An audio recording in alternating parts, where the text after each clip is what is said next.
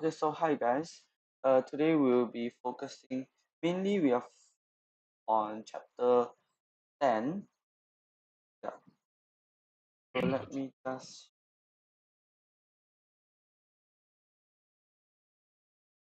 so chapter 10 in short, chapter 10 and 11 is about the transport system.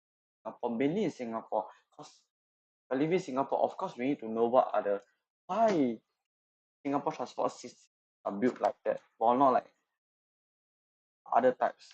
So chapter 10, disclaimer first, there will be an overwhelming amount of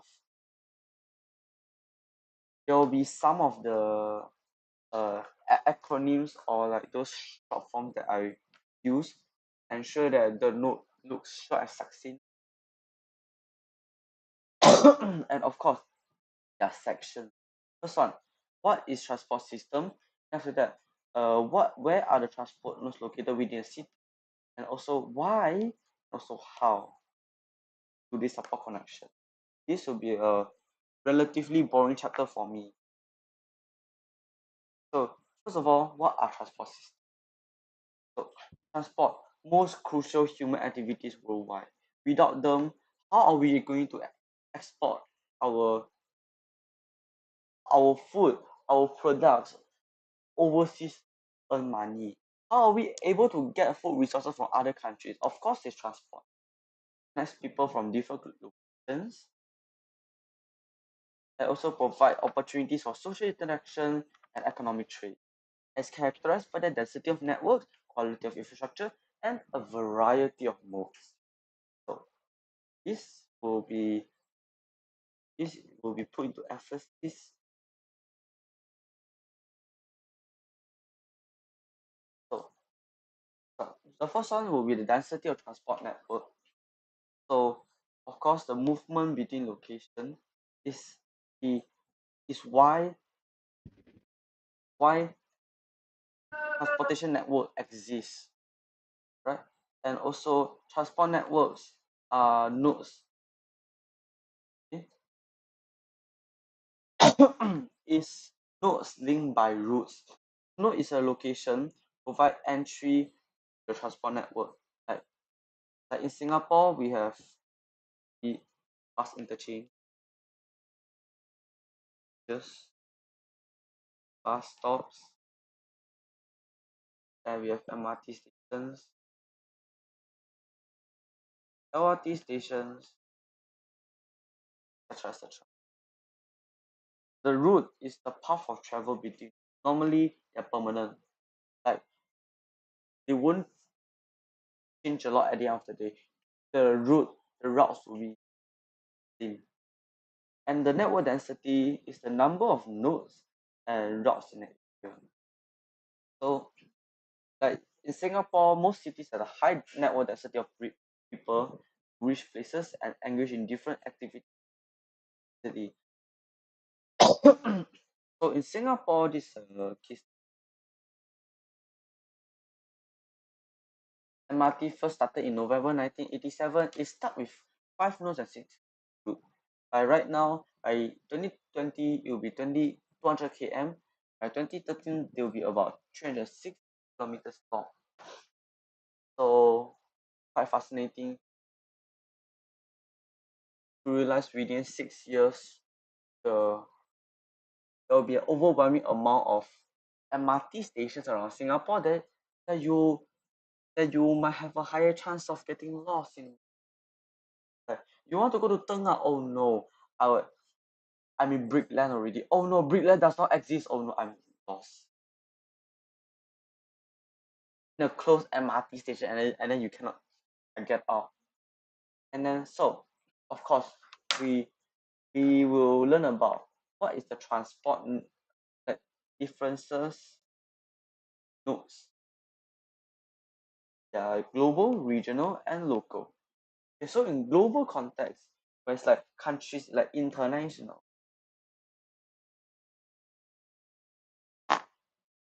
normally it's international,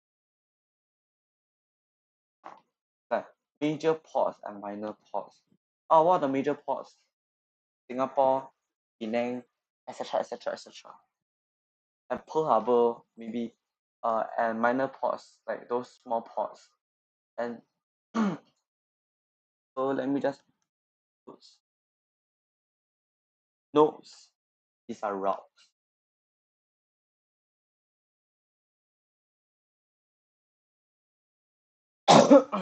Major and minor shipping lines are not that kind of shipping in a romantic relationship. Is where, like, yeah, and region, we have intercity interchange and local interchange, and we have roads and rail lines. So this is uh in the country itself. And for local, we have bus interchange and major and minor route.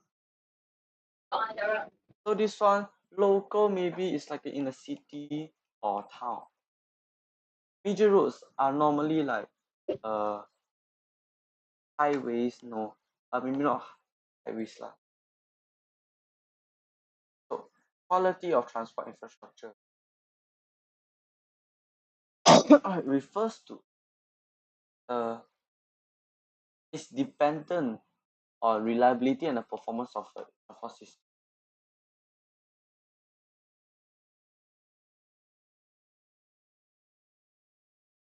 And is the key to move people to and goods. And so we'll learn about what are the what are the different indicators and measurable examples.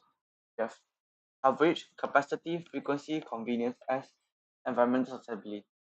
And the definitions as follows: coverage, ability or reach, and capacity, number of people and amount of goods that can move. Frequency, number of occurrences of service, convenience, ease of movement, and environmental sustainability is the environmental impact of the transport goods. Ooh, yeah. And measurable examples: population living within, we should highlight population of living within 1 km from the transport node and distance to the nearest transport node. What we do in GI, right? Yeah. Next one, passengers capacity and transport capacity. Like how many passengers can it accommodate, like uh of for that bus? And next one, frequency of transport service and maintain. And for convenience, it will be access to infrastructure barrier free, ease to pay, and ease to transfer one mode to another. And the last one for environmental sustainability is the environment impact and the impact to air quality. Really air quality and also land pollution, maybe another noise pollution. So one of the best examples of the public transport system, except for Singapore, is Hong Kong. So let me give you a small context about Hong Kong. Hong Kong is a interesting country. The taxi rides are incredibly and disgustingly expensive. Like a 1 km ride can cost you like $20, 20 SGD in Hong Kong daily. And it also depends on the mood of the driver as well. And the price of cars in Hong Kong are incredibly expensive. I think it's more expensive than Singapore, of course, because Hong Kong is a very small city, and then their houses are like a literally one room. It's about a size of room for H and BTOs. So that's why for Hong Kong, a good transport system is important for the livelihood of the people. So Hong Kong has one of the best rail infrastructure. 2018 is a very dense network.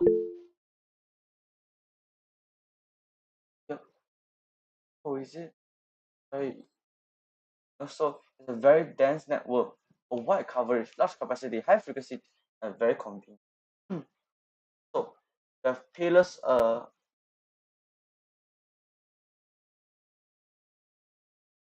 God, what is payless method?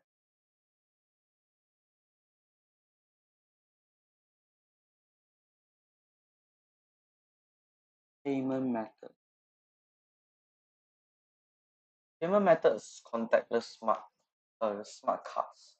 We use to and also have at least one barrier-free access routes. Also sustainability. Water Hmm? used to Hmm. wash trains is for toilet flushing, for another round of train washing. But I don't think it's very hygienic to do so. The next one is trees along the railway lines regularly monitored to prevent them from collapsing. um,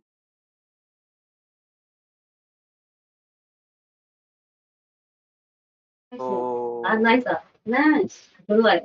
It's okay. so I want to No. elaborate on What? Like this one, okay, put in. Very nice. so this one, right? Yeah, it's okay. High frequency is like One every, except every 20 minutes come minute out one. during peak hour, All them go off by self lah. and No, you then know off by self. very Keep on continue, they must convenient off it. is like, Every 20 minutes and then it's come like out one time. for Oh, large then number capacity 5 is is 4.8 continuous. million passengers That's so strong. daily. Continuous will come out. And one is every 5 minutes come one time. Minute one time. This one is 10 minutes one time. So the next one will be about the variety of transport modes. So they need a wide variety of transport modes that travels land, water, or air. And of course, motorized vehicles such as public transport move around move along fixed routes and specific nodes and to a time schedule. And also, they're gradually encouraging non-motorized modes such as cycling and walking or shared mobility, more environmentally friendly and promotes health benefits. Especially when you're riding a bicycle, you are actually training your body. One, all the transport nodes located in the city. This is another section of the another very short section of the chapter. So terminals and interchanges are like where passengers and freight originate.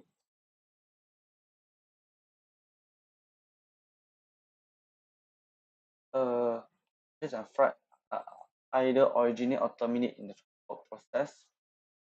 Also important points to transfer or different modes ensure continuity of traffic flow.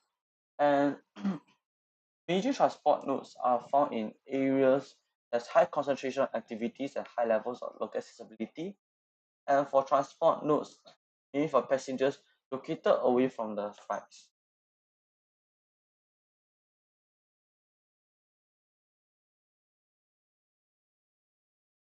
These main places and it also depends on the concentration of activities lah. So first one, cities are main places for a lot of activities and a lot of and those located right near the places can let more people to access to them. So SG has a high concentration of train station in central area, especially near the CBD Central Business District.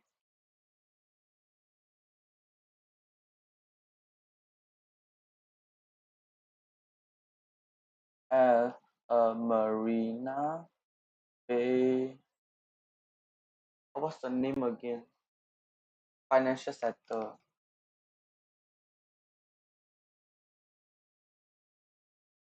And also Raffles Place City Hall Bayfront are major nodes lah.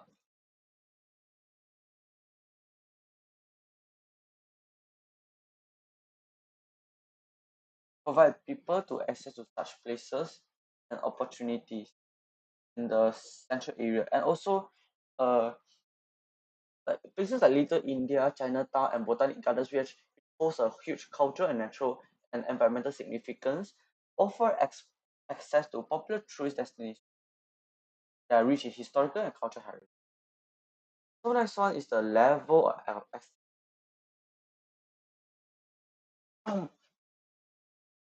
so they are located in areas with high accessibility and which is the ease of reaching destination activities can be reached at a relative ease within a given time frame and cost, and then which will cause a short travel time and a low travel cost.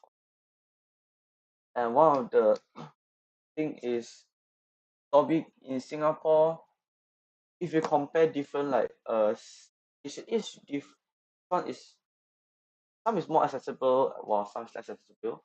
Like Dhoby Ghaut is more accessible to Boon Keng, and Dhoby Ghaut can change to different MRT lines where Boon Keng is only the NE or the northeast line, right? Because Boon Keng is not actually not a very important place when it comes to economic development, and it does not have much cultural and historical heritage. So next question that we might ask for the sustainable transport system is why are they located in a this one very important. The first one is to fulfill the demand of movement, and also these are the unique characteristics and uneven distribution of resources. So what are the unique characteristics are there?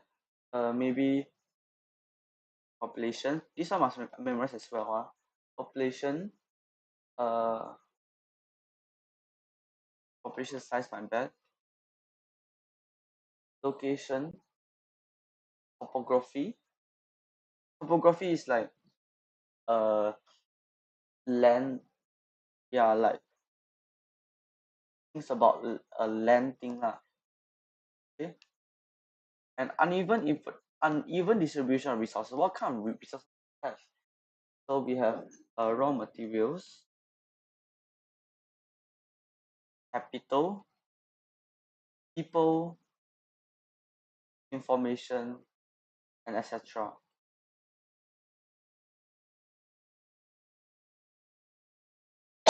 And what roles do they play? So they enable the movement of people as well as the goods. So hence is hence we know that this chapter we will be this section will be learning the movement of people and also goods and service. Movement of goods. The first one, the movement of the so of course facilitate transport system facilitate everyday mobility of the people. Some may commute to work, and the employment opportunities constitute the city center, while the housing located further away where it's affordable. Like normally you won't see places like Dhoby Ghaut, Somerset, and maybe city center, Raffles Place, Esplanade got those housing development projects, right? You won't see them unless it's like very expensive and very luxurious. Just lah. So places like Clementi and maybe the west side, the more west side and the further north, further northeast and further east, like whereas like uh relatively far away in this context from the BD Central Business District and Marina Bay Financial Center, there'll be a higher concentration of like there'll be a higher concentration of uh tra- there will be higher concentration of housings, and of course the physical separation between the residential and employment opportunities let the people must commute or travel daily, or how how are they going to work except their work is level from home. Okay, so next one, they also provide access to social activities and amenities, improve social and emotional well-being. such as LTA, invested millions to expand country's network of sheltered railways. One of the instances is in order to reach amenities conveniently, so walkways built to school within a 400-meter radius of MRT station and within 20 meters radius of bus interchanges or LRT station. This ensure that it's easier for the people to travel between the interchanges to like places nearby, especially when there's rain or like not very ideal weather conditions, right? Next one, the movements of goods and so goods and services, they are vital for functioning of economic activity. Supplying goods and services and also the increase, yeah, and also the rise of e-commerce. Uh, what's e-commerce? Basically, is the services uh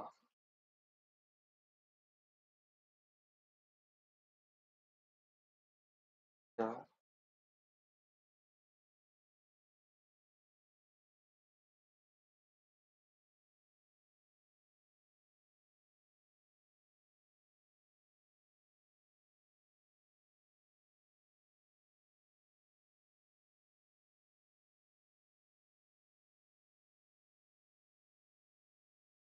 okay, it has increased the demands for door-to-door delivery. Like you will see like uh Uber Eats or Food Panda, and then we have Meituan, 饿了么, and then yeah, those other apps they provide door-to-door delivery of food for Lazada, Shopee, Amazon, eBay, or even sometimes those like uh official stores of big companies.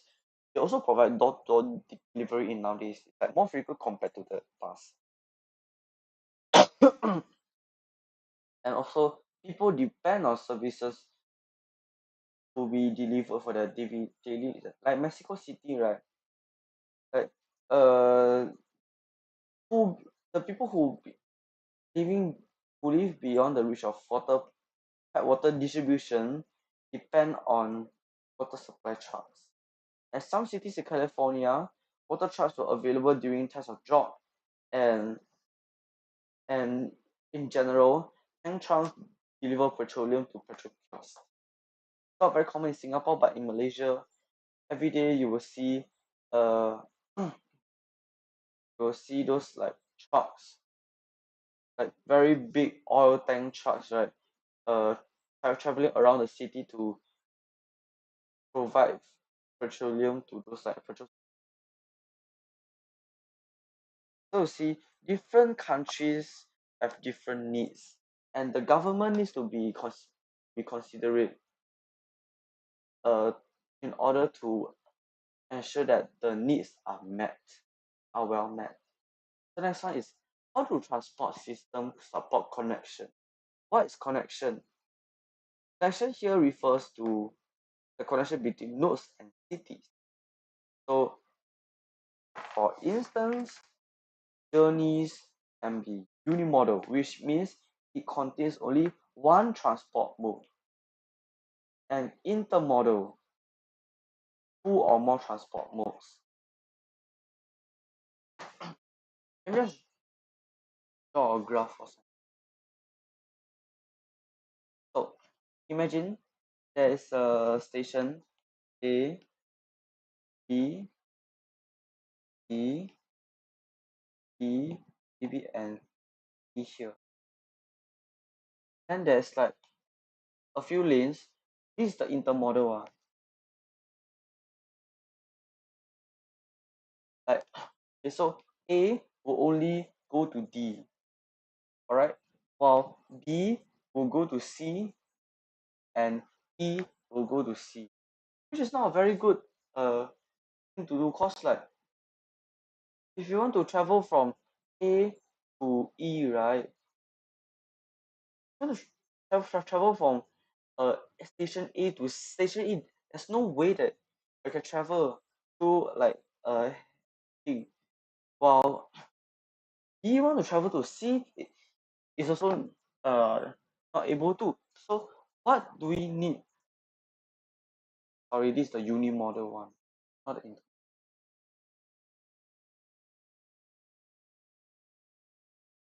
So for intermodal,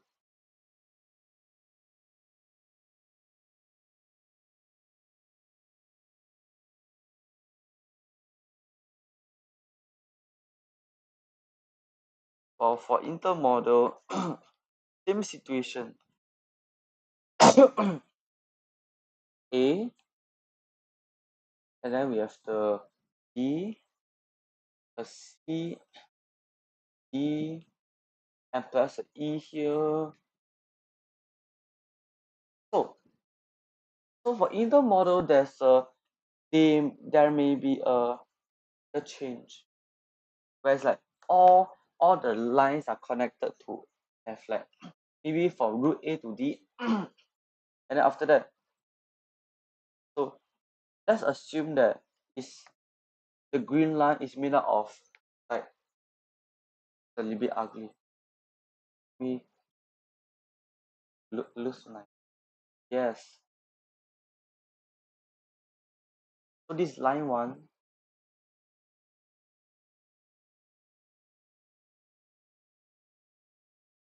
and then this one, and this one.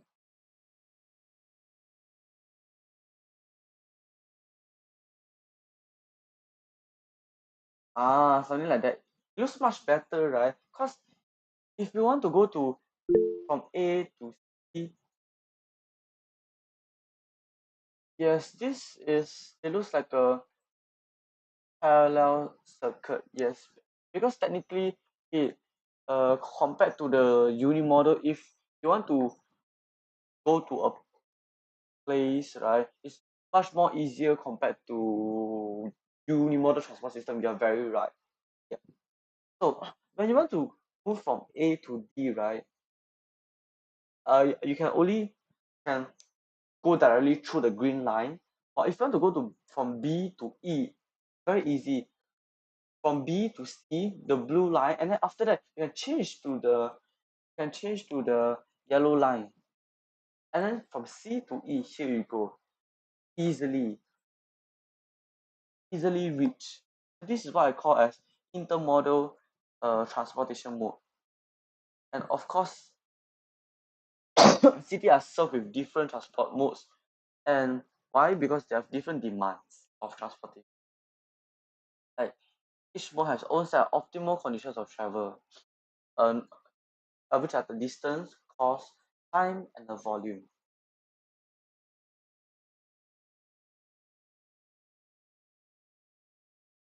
Yeah. For instance, so here's like examples regarding to this one, right?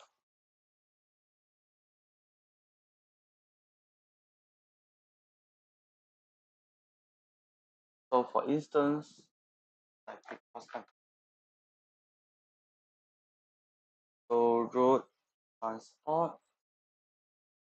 is the most versatile mode for short distance.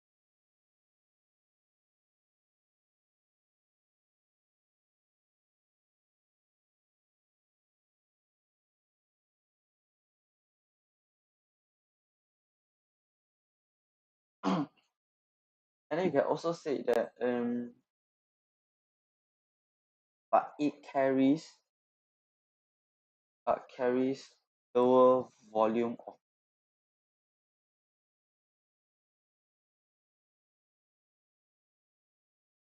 it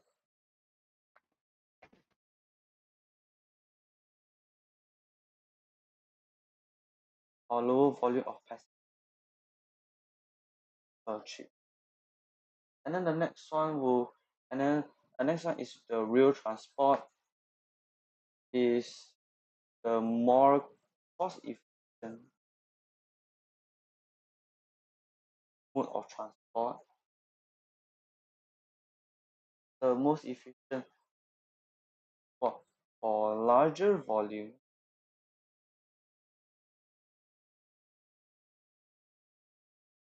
and larger volumes over moderate distance.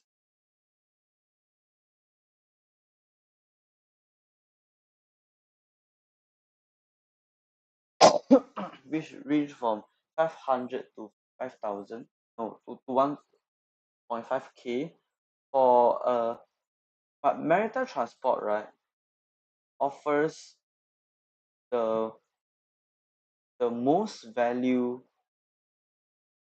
or money option for long distance. So see, different uh different places which has different like requirements and needs to have different modes of transport in focus lah. Yep, that's all with this small part. And then also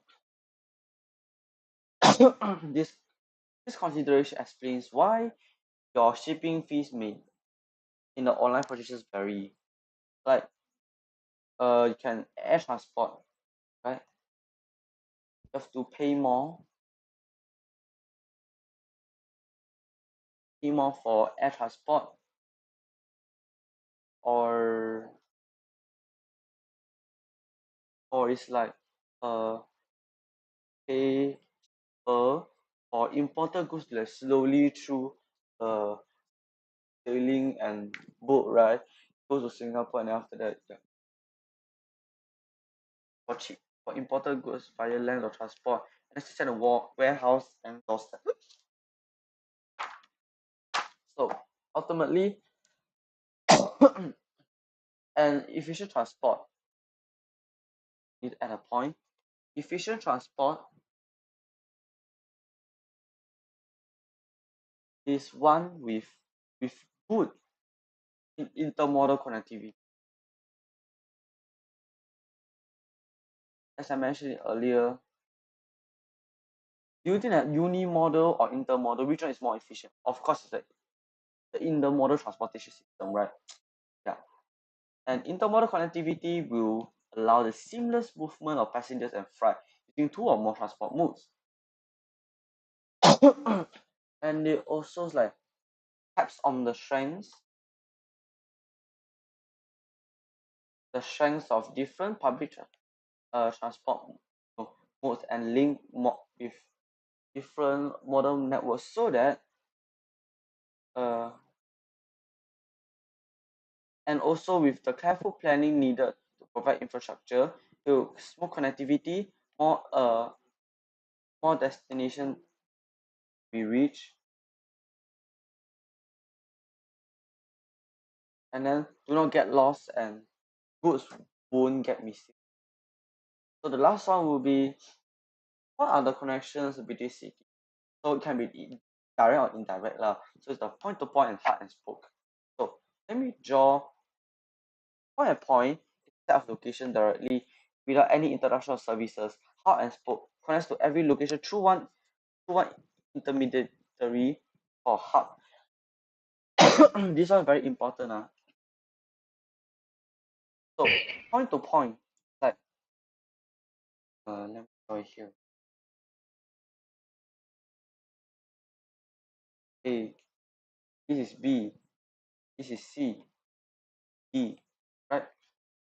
So I will draw lines in different colors.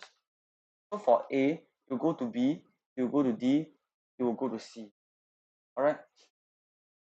While B will go to C, will go to A, go to D. While C will go to A, will go to B, go to D. While D will go to A, will go to B, and so this is quite confusing, right? But nonetheless, is for some of the people, it's more convenient lah, because you can just directly go there without like changing any city. So how about hub and spoke though?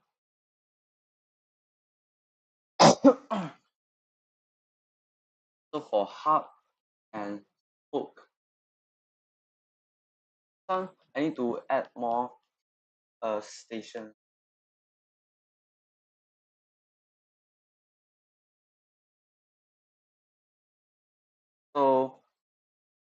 they will be connected into a big hub, right? And they will just go like that. So if when A wants to go to F, you just go here and then go there without the hassle of like this one, you need to identify which route you want to be or else, yeah. So many transportation services have adopted the hub and spoke. So this is more common, especially Changi Airport is called super hub for freight, as it processes over 1 million tons of goods a year.